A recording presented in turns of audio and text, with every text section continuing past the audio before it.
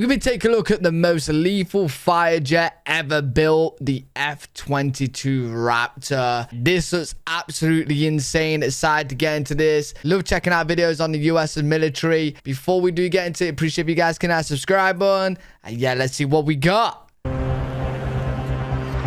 at that, mate. So cool.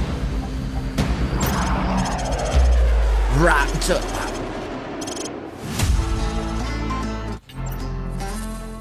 This is the F-22 Raptor, the most lethal and dominant air-to-air fighter jet in the world. Mad. With the ability to fly at speeds upwards of 1,500 miles per hour while carving through the sky with its stealth technology and thrust vectoring capabilities, the F-22 has... Yo, 1,500 miles per hour is crazy.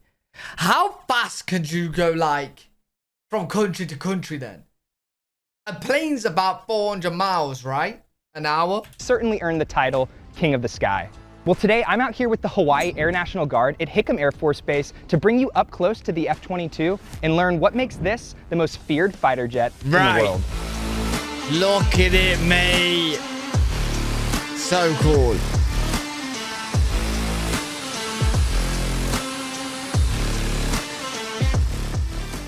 Hi, Captain Pete Watt Van Lee Ribink, F-22 pilot with the Hawaii Air National Guard out here at Hickam Air Force Base, Hawaii.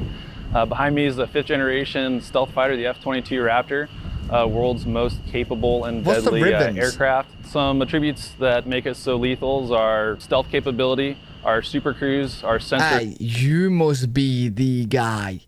Like, to be the pilot of the F-22 Raptor, like, you're that guy, bro. Hey, like, imagine you're at a bar. Hey, what do you do? I just fly the F-22 Raptors, man. Fusion and our ability to have high situational awareness in the current battle space. So let's break that down. When it comes to stealth capability, the F-22 is coated with radar-absorbing paint called LO, which stands for low observability. This is what allows the F-22 to remain virtually undetected on enemy radar, and by the time it might finally show up, it's usually too late.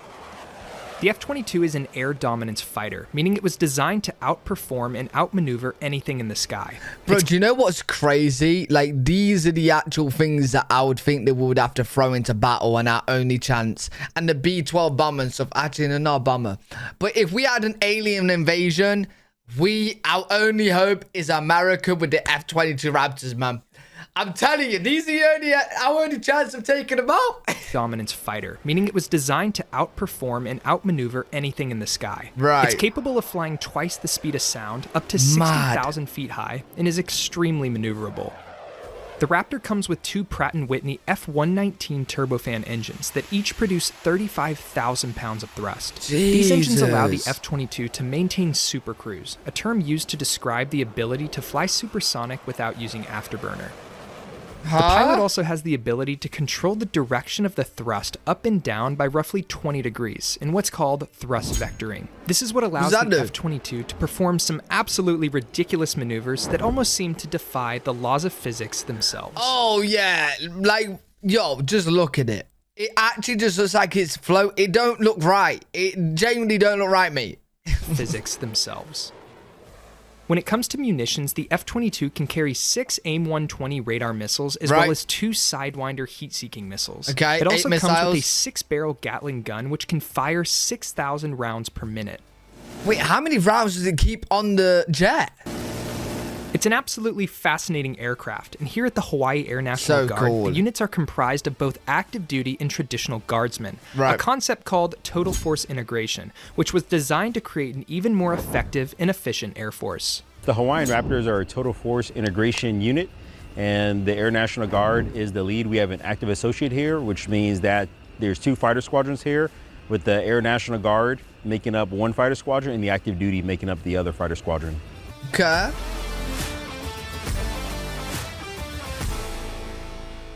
Yo, listen, I would honestly, I know there's quite a few people that watch my videos. I don't know if they fly F-22 Raptors, but I know there's a lot of people that watch my videos. It's in the military and stuff. And I've actually had offers of people of asking me to go in a jet. Apparently, like, I don't even know, like, would I even, I'm actually confused. Like, would I even be, they said I would, but would I even be allowed to go in a jet? Like, in the secondary seat? They said I would. I don't know if they're lying or whatnot, but they said I'm welcome to do so. However, it would be absolutely terrifying. Like, it would be really cool and such an experience. But oh my god, like how fast it goes and the spins they do. Oh man, I'm scared of rides. Never mind an F22 Raptor, dude. That'd be insane.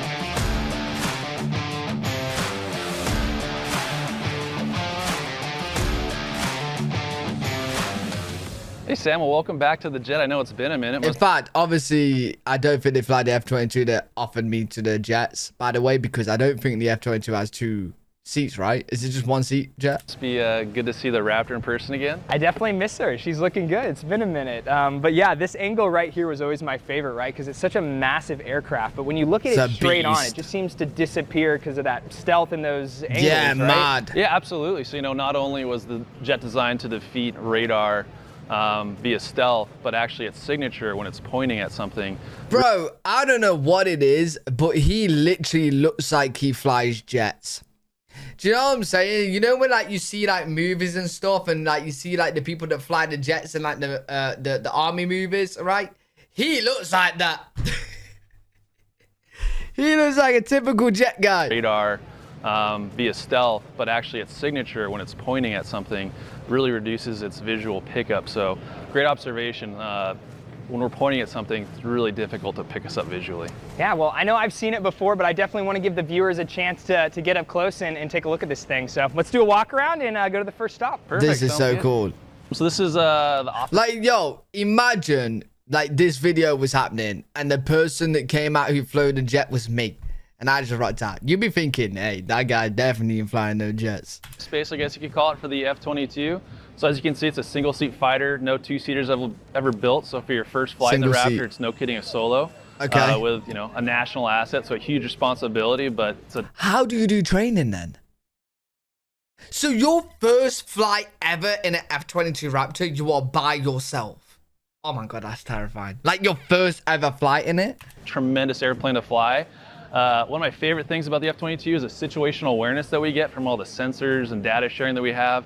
And that's kind of all happens in the cockpit where we have all our displays. Wow. All that data information is processed to make it very user-friendly. So we have tremendous amount of situational awareness in the battle space. Wow. Must be one of the best offices in the world, right? And it's not a bad view. I am just so bummed it's only a single-seater, because this is the one aircraft I would love to experience what it's like to pull 9Gs in. So I'll just have to take your word for it. Absolutely, you know, 9G, it's a monster. It's got 70,000 pounds of thrust with T. Pratt Whitney F-11911 engine, so... Yo, what did he just say? Yo, can I get a translator? What did he just say? It is absolutely a beast to fly. A lot of fun, a lot of power. Goes where you want it to go, does what you want it to do. Hey Sam, for our tools, we got everything stored internally to help reduce our radar cross section. So we've got 2 AIM-9s. Those are IR, kind of within visual range, short-range missiles. In the main weapon bay, we've got 6 AIM-120s in visual range to help reduce our... What's that badge? Why is the Why is the UK flag, the Union Jack there? What is this badge? Radar cross section. So we've got 2 AIM-9s. Those are IR, kind of within visual range, short-range missiles. In the main weapon bay, we've got 6 AIM-120s. Those are thinking medium-range type missiles, radar missiles where you're shooting beyond visual range. And then right up here, we've got the gun. It's a 20 Mike 6-barrel Vulcan cannon over there. We do have the ability to do air-to-ground stuff in which we can carry 2x JDAMs or 8x small diameter bombs, but really the bread and butter of the F-22 is gonna be our missiles and our bullets. Right. Now when it comes to the F-22's weapon systems, the technology from Raytheon is what supplies the Raptor with the munitions it needs. In fact, it was the F-22 that was recently called upon to blast a Chinese surveillance balloon and several other high-altitude objects right out of the sky, using Raytheon's AIM-9X air-to-air missile. But to be on the leading edge of defense technology, you have to continue innovating, and that's exactly what Raytheon has done. They're working on a trio of effectors across multiple platforms, including the F-35, F-15, and F-18, with the AIM-120 AMRAAM leading the way. With the form, fit, function refresh, and software upgrades, the AIM-120 D3 and C8 are like a whole new AMRAAM, with longer range and more capabilities than ever before. When it comes to air-to-ground, Raytheon has the Stormbreaker Smart Weapon, a network-enabled weapon with a tri-mode seeker that can fly more than 45 miles to strike mobile targets even in the worst weather conditions. This reduces that's crazy that the missile will literally travel 45 miles by itself. That blows my mind. Amount of time aircrews are having to spend in harm's way. And completing Raytheon's air dominance portfolio is the Joint Strike Missile, a long-distance, highly survivable and maneuverable weapon that takes on heavily defended targets on land and at sea. Right. With the JSM, Top Gun Maverick would have been a much shorter movie, as a Joint Strike Missile could have navigated the entire mission, firing from far away. It's no secret that Raytheon works on some incredible technology, and if this is something that interests you, they're hiring across their entire company. I've left a link in the description below where you can go to learn more about career opportunities and how to apply. And a huge thanks to Raytheon for don't you worry about me. Hey, listen. Hey, L3WG on the case. I'll make the best missiles on the planet. making epic videos like this possible. Hell yeah. Wait, was that his sponsor? Yo, he's sponsored by a weapon-making machine? Yo, that might be the craziest sponsor I've seen on YouTube. Fair play. Welcome to the rear of the F-22. We've got two Pratt & Whitney F119 engines capable of producing 35,000 pounds of thrust apiece, so that's 70,000 pounds of thrust. Super capable engines, very reliable. We're a Mach 2 type airplane that can get us up to about 60,000 feet. Another great asset for the F-22 is we're a super maneuverable airplane. We've got massive flight controls as well as thrust vectoring. What you can see on this engine right here is the nozzles are actually in the open position. Once the jet starts up, those things will actually compress to go zero. And then when we're flying, we can actually manipulate the nozzles to either deflect upwards or downwards. And what that helps us do is just makes us very maneuverable when we're doing BFM, basic fighter maneuvers, so thinking within visual range, dogfighting type stuff. So it gives us a great platform to be highly maneuverable and then it honestly just looks like it just floats through the air. Not like floats, but like the way it just like goes through the air. It's just so smoothly. All right, Watt, one of my favorite parts of the F-22 is just how massive these flight control surfaces are. Can you talk a little bit about what these things are able to allow the F-22 to do? Sure, absolutely, Sam. So like you said, flight controls are massive. The horizontal stabs are actually about the size of an F-16 wing. Yeah. They're center point pivot, so we get insane maneuverability off of the horizontal stabs. Another really cool thing about the F-22 is it's fly-by-wire. So for other pilots out there on the traditional Cessna, Pipers, when you do left pedal, that's going to command left rudder. But on this airplane, it'll actually send out the core processor, and the airplane will actually determine what flight controls to manipulate to best solve that pilot's request input. So okay, so in simpler terms, it just moves so freely. Yeah. Absolutely optimizes maneuverability and just makes it a very easy, smooth airplane to fly. It really is. I can't lie, like when I do see clips of it, it genuinely, like in this video, it genuinely just looks so fun to fly. It's like flying a futuristic spaceship, isn't it? Oh, absolutely. It is. It's an amazing airplane. Just looking at it, it looks like it's not from this world. This is what I'm saying, bro. This is literally the jet that we gotta send out to fight the aliens off from an alien invasion. Like, this is the closest thing we have to alien tech. And is it the B-12 or the B-21 bomber? You guys know what I'm on about. That looks like an alien ship as well. It's America, man. You guys are getting your technology from alien world. I don't know where you get it from, but it ain't human. So now that you've had the chance to look at the F-22 up close, I say we head inside the squadron to see where the pilots gear up and mission plan before every flight. Oh, yeah, but it's also more than just the pilot in the jet. Inside this squadron are hundreds of airmen from all different types of career fields who come together to help accomplish the mission. So right inside here is aircrew flight equipment. Now you can basically think of that like a locker room, but for F-22 pilots. Right. It's where they all go to gear up before each flight. Now there's actually a training mission taking off a little bit later this afternoon, so a few of the pilots are in there gearing up right now. I say we head inside and check out some of that gear that they wear for every flight. Oh, this is cool. Mate, it's literally like they're going out for the football final. But this is Jet Edition. So we just briefed, just stepped, got all suited up to go fly. This is the gear we're gonna go fly with, starting from feet to cranium. This is our G suit. This hose connects us to the jet. Once we're under G, this will actually inflate their little bladders in here, which help from blood pooling at our lower extremities, which helps keep us conscious. The F-22 is a 9G airplane.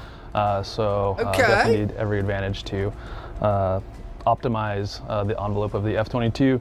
Working up, this is our harness. So we've got a lot of goodies in here, got some snacks, some radios. In the case we do have to get out of the airplane, we do have some resources to survive on the ground and also coordinate for rescue efforts.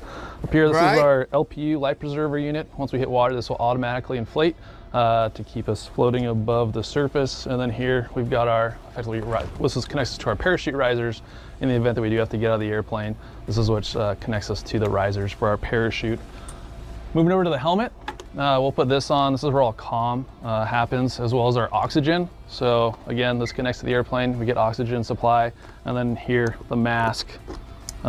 This is where our communication equipment is, where we can talk between each other. There's a lot to it, man. It ain't just about just putting on your helmet and getting in there. As well as in our earpieces to receive.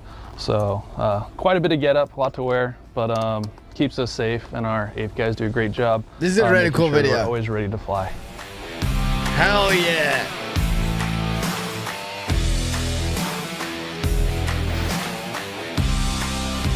Yo, that might be the most badass locker room on the planet, right? That has to be. And of course, if you're an F-22 pilot, you've got to have a rage button. So here we go.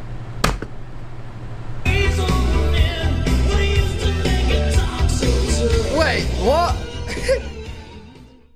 wait, I thought that was... When you say a rage button, I thought someone was going to start screaming. I thought... like being angry.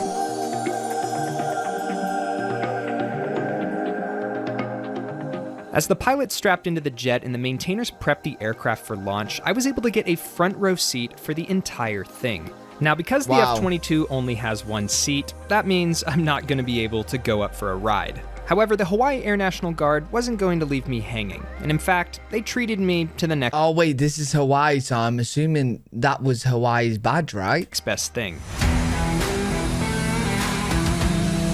Yeah, this is cool. This is so cool.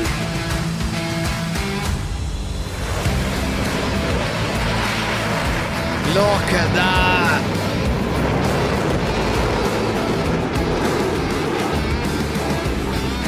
Man.